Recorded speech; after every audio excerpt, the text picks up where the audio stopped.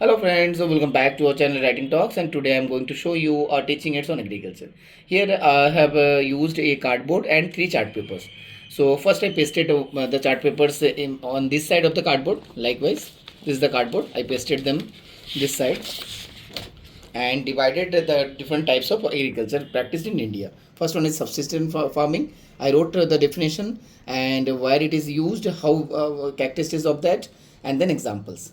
Then I gave two pictures of subsistence farming. Next we are having shifting cultivation.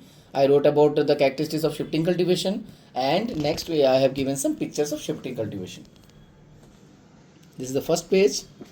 In the next page, I have given commercial farming and nomadic herding. These are in the NCERT book of India. So I gave the characteristics of commercial farming here and two images of the same. Next, nomadic herding. I gave the characteristics of nomadic herding here and the pictures of the same.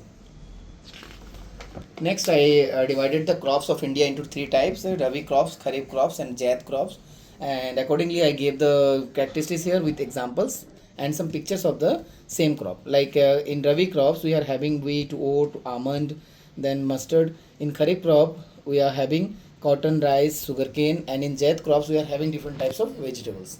So I hope you enjoyed the video and you will use this type of teaching aids in your class also. Bye bye.